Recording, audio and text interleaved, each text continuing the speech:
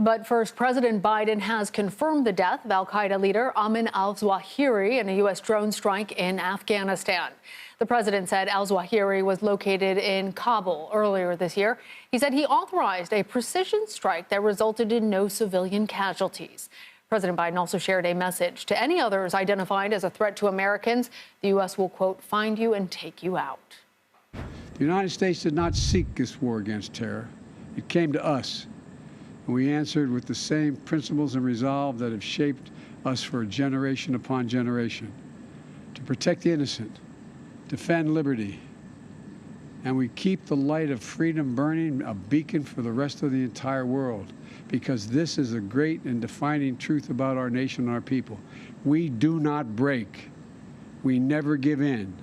We never back down. We have just heard those remarks from President Biden saying he authorized that strike on al-Zawahiri on Saturday.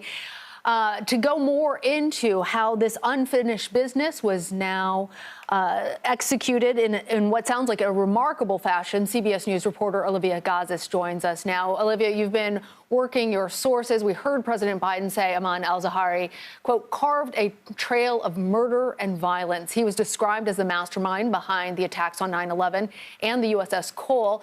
What impact will his death have on al-Qaeda? Well, sure, Lana. So he was second in command of al-Qaeda while Osama bin Laden was alive. He was deputy.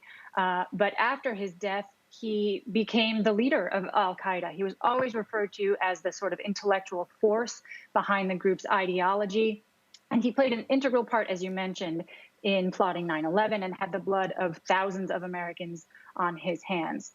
He was sort of a figurehead leader after the elimination of bin Laden. He wasn't known to be charismatic. His writings were very onerous.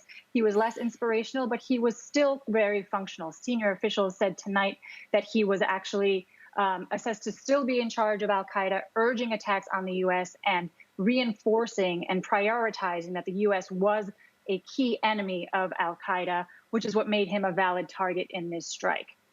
Olivia, you've really been digging into the counterterrorism operation that was behind this. What more have you learned? Sure. So CBS News has confirmed that it was a strike carried out by the CIA. It was not the military. And officials made clear tonight that it was months in the making. Over the course of May, June, and July, American intelligence agencies were refining its leads until apparently this intelligence was ironclad. As you heard, Zawahiri was being kept in a Haqqani safe house in downtown Kabul. And officials said that senior Haqqani Taliban were aware of his presence there. They didn't go into details about who that was or how extensive that knowledge was. The strike took place at 9:48 Eastern time on July 30th by a drone. 2 Hellfire missiles targeting Zawahiri when he stepped out on the balcony, and multiple streams of intelligence, meaning signals intelligence, sources on the ground, perhaps aerial intelligence, confirming that the strike killed Zawahiri and nobody else, is what the administration has told us tonight. It is remarkable that they were able to do this, and it is quite a coup, given how many doubts were raised in the aftermath of the withdrawal from Afghanistan by the United States about how counterterrorism operations were going to work. Well, that's part of what is so remarkable about this, Olivia, that he had stepped out onto the balcony. As we heard from our colleague Nancy Cordes, the structural integrity of the building was preserved. There were no other fatalities, just al-Zawahiri. And given the context of this counterterrorism operation taking place in Afghanistan just about a year after the Taliban took over the government, and those questions about how the United States would be able to function, tell us more about the significance of that.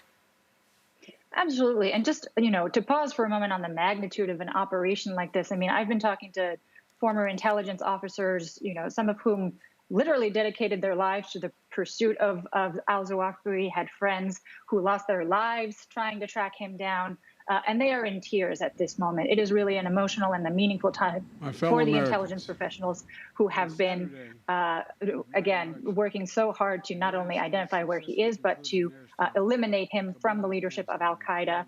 As you mentioned, it's the first strike that the U.S. has taken in Afghanistan since that chaotic withdrawal. And the images that we have of that withdrawal are that it was messy, that it was not controlled, and it posed real questions about how we were going to keep an eye on the potential reconstitution of terror networks like al-Qaeda in Afghanistan, notwithstanding some of the assurances that the Taliban had made at the time that they were going to sever ties, that they were, effectively going to prevent the reconstitution of al-Qaeda. Obviously, this detail that al-Zawahiri was in fact in downtown Kabul with the knowledge of at least some senior Haqqani Taliban officials raises real questions about whether those ties were actually severed. Such a major development. Olivia Gazis, thank you.